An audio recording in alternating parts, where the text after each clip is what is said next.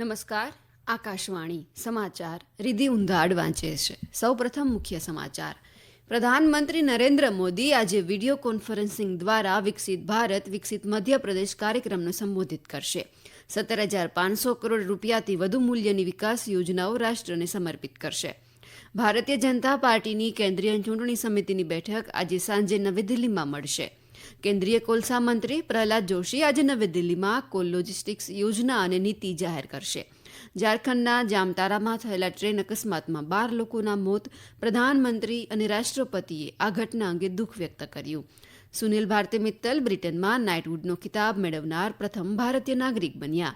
અને ભારતની આશી ચોકસીએ રાષ્ટ્રીય શૂટિંગ ટ્રાયલ્સ ખાતે મહિલાઓની 50 મીટર રાઇફલ 3 પોઝિશન સ્પર્ધામાં નવો વિશ્વ વિક્રમ રેકોર્ડ બનાવ્યો છે. સમાચાર વિગતવાર. પ્રધાનમંત્રી નરેન્દ્ર મોદી આજે વિડીયો કોન્ફરન્સિંગ દ્વારા વિકસિત ભારત વિકસિત મધ્યપ્રદેશ કાર્યક્રમને સંબોધિત કરશે. કાર્યક્રમ દરમિયાન શ્રી મોદી 17,500 કરોડ રૂપિયાથી વધુની કિંમતની બહુવિધ વિકાસ યોજનાઓ રાષ્ટ્રને સમર્પિત કરશે. આ પ્રોજેક્ટ્સ સિંચાઈ, power, road, rail, water supply, કોલસો, ઉદ્યોગ સહિત અનેક મહત્વપૂર્ણ ક્ષેત્રોને પૂરા કરશે. તેઓ મધ્યપ્રદેશમાં સાયબર તહેસીલ પ્રોજેક્ટ પણ લોન્ચ કરશે. પ્રધાનમંત્રી મધ્યપ્રદેશમાં 5,500 કરોડ રૂપિયાથી વધુની સિંચાઈ યોજનાઓનો શિલાન્યાસ કરશે. આ પ્રોજેક્ટ્સમાં અપર નર્મદા પ્રોજેક્ટ, રાઘવપુર બહુહેતુક પ્રોજેક્ટ અને બાસણિયા બહુહેતુક પ્રોજેક્ટનો સમાવેશ થાય છે. આ પ્રોજેક્ટ્સ ડિંડોરી, અનુપપુર અને મંડલા જિલ્લામાં 75,000 હેક્ટરથી વધુ ખેતીની જમીનને સિંચાઈ કરશે અને પ્રદેશમાં વીજ પુરવઠો અને પીવાના પાણીમાં વધારો કરશે. શ્રી મોદી 2,200 કરોડ રૂપિયાથી વધુના ખર્ચે નિર્મિત 3 રેલવે પ્રોજેક્ટ પણ રાષ્ટ્રને સમર્પિત કરશે. પ્રોજેક્ટ્સમાં વિનાંગના લક્ષ્મીબાઈ ઝાંસી, જાખલાઉન અને ધોરા અગાસોદ રૂટમાં 3જી લાઇન, નવી સુમાઓલી જોરા આલાપુર રેલવે લાઇનમાં ગેજ કન્વર્ઝન પ્રોજેક્ટ અને પોવરખેડા જુજારપુર રેલ લાઇન ફ્લાયઓવર માટેનો પ્રોજેક્ટનો પણ સમાવેશ થાય છે. આ પ્રોજેક્ટ્સ રેલ કનેક્ટિવિટીમાં સુધારો કરશે અને પ્રદેશના સામાજિક આર્થિક વિકાસમાં યોગદાન આપશે. ભારતીય જનતા પાર્ટીની કેન્દ્રીય ચૂંટણી સમિતિની બેઠક આજે સાંજે નવી દિલ્હીમાં મળશે.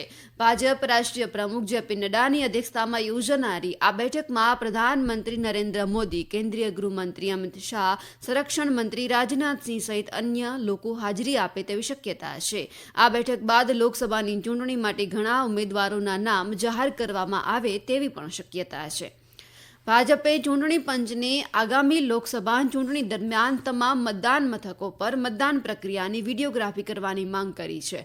કેન્દ્રીય પ્રધાન અશ્વિની વૈષ્ણવની આગેવાની હેઠળ પક્ષનું પ્રતિનિધિમંડળ નવી દિલ્હીમાં આ મુદ્દે પંચને મળ્યું હતું. બેઠક પછી પત્રકારો સાથે વાત કરતા શ્રી વૈષ્ણવે જણાવ્યું કે તેઓએ ચૂંટણી પંચને વિનંતી કરી છે કે આગામી ચૂંટણીમાં મતદાન મથક પર વિડીયો રેકોર્ડિંગની ટકાવારી 50%થી વધારીને 100% કરવી જોઈએ.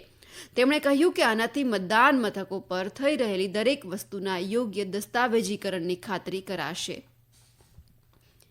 કેન્દ્રીય કોલસા મંત્રી પ્રહલાદ જોશી આજે નવી દિલ્હીમાં કોલ લોજિસ્ટિક્સ યોજના અને નીતિ જાહેર કરશે. આ નીતિ કોલસાના નિકાલ માટે અદ્યતન, સંકલિત, ખર્ચ અસરકારક, સ્થિતિસ્થાપક, ટકાઉ અને વિશ્વસનીય લોજિસ્ટિક્સ ઇકોસિસ્ટમ વિકસાવવા માટે દૂરંદેશી અભિગમ સાથે ઘડવામાં આવી છે.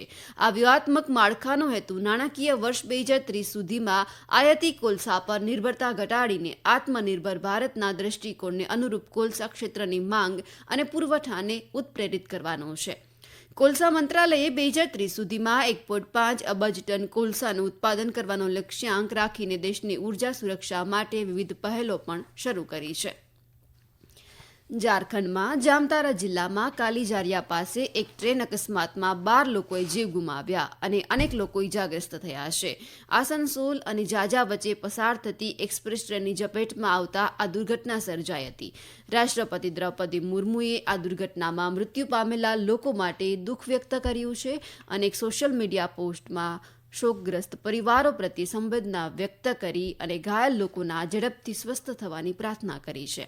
પ્રધાનમંત્રી નરેન્દ્ર મોદીએ પણ દુર્ઘટના પર શોક વ્યક્ત કરી કહ્યું કે તેમના વિચારો એ તમામ લોકો સાથે છે જેમણે પોતાના પ્રિયજનોને ગુમાવ્યા છે. તેમણે આ દુર્ઘટનામાં ઘાયલ થયેલા તમામ લોકોના જલ્દી સ્વસ્થ થવાની કામના પણ કરી હતી. આ સમાચાર આપ આકાશવાણી પરથી સાંભળી રહ્યા છો. કેન્દ્ર સરકારે મુસ્લિમ કોન્ફરન્સ જમ્મુ કાશ્મીર સુમજી જૂથ અને મુસ્લિમ કોન્ફરન્સ ભાટ જૂથને ગેરકાયદેસર પ્રવૃત્તિઓ નિવારણ કાયદા હેઠળ તાત્કાલિક અસરથી 5 વર્ષ માટે ગેરકાયદેસર સંગઠનો તરીકે જાહેર કર્યા છે. કેન્દ્રીય ગૃહમંત્રી અમિત શાહે એક સોશિયલ મીડિયા પોસ્ટમાં કહ્યું કે આ સંગઠનો રાષ્ટ્રની સાર્વભૌમત્વ અને અખંડિતતા વિરુદ્ધ પ્રવૃત્તિઓમાં સામેલ છે. તેમણે કહ્યું કે સરકાર આતંકવાદને જડમૂળથી ખતમ કરવા માટે પ્રતિબદ્ધ છે અને ગેરકાયદેસર પ્રવૃત્તિઓમાં સામેલ લોકોને ગંભીર પરિણામો ભોગવવા પડશે. સુનિલ ભારતી મિત્તલ બ્રિટનમાં નાઇટહુડ મેળવનાર પ્રથમ ભારતીય બન્યા છે. ભારતીય એન્ટરપ્રાઇઝના સ્થાપક અને ચેરમેન સુનિલ ભારતી મિત્તલ બ્રિટનના રાજા ચાર્લ્સ દ્વારા નાઇટહુડ ખિતાબ મેળવનાર પ્રથમ ભારતીય નાગરિક બન્યા. આ બિરુદ તેમને ભારત અને બ્રિટન વચ્ચેના વેપાર સંબંધોને મજબૂત કરવામાં તેમણે કરેલા યોગદાન માટે આપવામાં આવ્યું છે. આ એવોર્ડ શ્રી મિત્તલને નાઇટ કમાન્ડરનું બિરુદ આપે છે, જે બ્રિટિશ સામ્રાજ્યનો સૌથી પ્રતિષ્ઠિત એવોર્ડ છે. ભારત અને જર્મનીએ બંને રાષ્ટ્રો વચ્ચે વ્યૂહાત્મક ભાગીદારીના મુખ્ય સ્તંભ તરીકે સંરક્ષણ સહયોગને વિકસાવવા પર ધ્યાન કેન્દ્રિત કરીને દ્વિપક્ષીય સુરક્ષા અને સંરક્ષણ મુદ્દાઓની શ્રેણી પર ચર્ચા કરી છે. સંરક્ષણ સચિવ ગિરધર અરમાને ગઈકાલે જર્મન સંરક્ષણ મંત્રાલયના રાજ્ય સચિવ બેનેડિક્ટ જીમર સાથે બર્લિનમાં ભારત જર્મની ઉચ્ચ સંરક્ષણ સમિતિની બેઠકની સહઅધ્યક્ષતા કરી હતી. તેઓએ પ્રાદેશિક સુરક્ષા પરિસ્થિતિ પર મંતવ્યોનું આદાન પ્રદાન કર્યું. ઇન્ડો પેસિફિકમાં જર્મની સાથે સંભવિત સંયુક્ત કવાયતની ચર્ચા કરી અને સંભવિત સંરક્ષણ ઔદ્યોગિક પ્રોજેક્ટ્સ અને દરખાસ્તો પર પણ ચર્ચા કરી. જળશક્તિ મંત્રાલયે 6 નદીઓના બેસિન મેનેજમેન્ટ માટે 12 ટેકનિકલ શૈક્ષણિક સંસ્થાઓ સાથે કરાર કર્યા છે. કરાર હેઠળ સંશોધન અને અભ્યાસ માટે સહકાર પ્રદાન કરવામાં આવશે. આ કરાર રાષ્ટ્રીય નદી સંરક્ષણ યોજના હેઠળ કરવામાં આવ્યો છે. આ કરારમાં નર્મદા, ગોદાવરી, મહાનદી, કૃષ્ણા, કાવેરી અને પેરિયાર નદીઓનો સમાવેશ કરવામાં આવ્યો છે. વાણિજ્ય મંત્રી પિયુષ ગોયલે વિશ્વ વેપાર સંગઠન WTOની વિશ્વસનીયતા વધારવા અને નિર્ણયોની તાત્કાલિક અસરકારક અમલીકરણ કરવાની જરૂરિયાત પર ભાર મૂક્યો છે. મંત્રી શ્રી ગોયલ અબુધાબીમાં 13મી વિશ્વ વેપાર સંગઠનની મંત્રીસ્તરીય પરિષદમાં સંબોધન કરી રહ્યા હતા. મંત્રી શ્રી ગોયલે નિયમો આધારિત વૈશ્વિક વેપાર વ્યવસ્થાને જાળવી રાખવાની દિશામાં નિર્ણાયક પગલાં તરીકે ડિસેમ્બર 2019થી નિષ્ક્રિય થયેલી અપીલ બોડીની પુનઃસ્થાપના પર ભાર મૂક્યો હતો. મંત્રીએ વિશ્વ વેપાર સંગઠનમાં લેવાયેલા તમામ નિર્ણયો ભારતના ખેડૂતો અને માછીમારોના શ્રેષ્ઠ હિતોને પ્રાથમિકતા આપે તે સુનિશ્ચિત કરવાના મહત્વ પર ભાર મૂક્યો છે.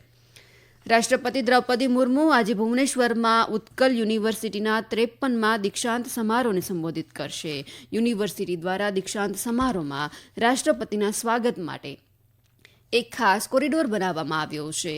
આ કાર્યક્રમના જીવંત પ્રસારણ માટે યુનિવર્સિટી ઓડિટોરિયમમાં મોટી LED પેનલ લગાવવામાં આવી છે. રાષ્ટ્રપતિની મુલાકાતને લઈને સુરક્ષાની પણ ચુસ્ત વ્યવસ્થા ગોઠવવામાં આવી છે.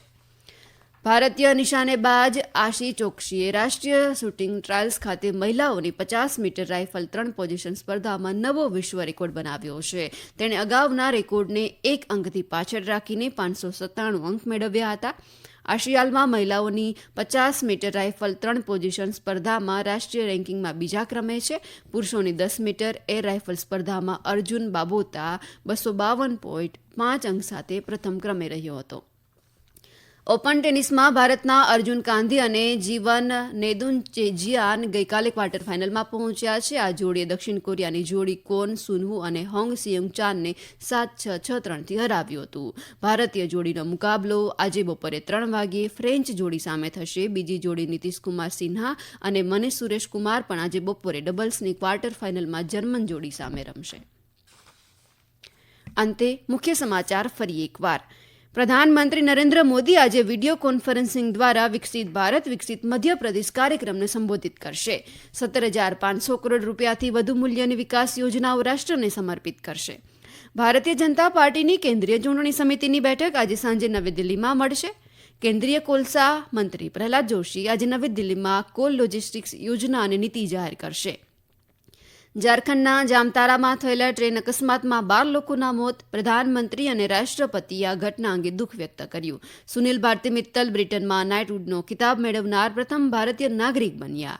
અને ભારતની આશી ચોકસીએ રાષ્ટ્રીય શૂટિંગ ટ્રાયલ્સ ખાતે મહિલાઓની 50 મીટર રાઇફલ 3 પોઝિશન સ્પર્ધામાં નવો વિશ્વ રેકોર્ડ બનાવ્યો. આકાશવાણી પરથી સમાચાર પૂરા થયા. નમસ્કાર.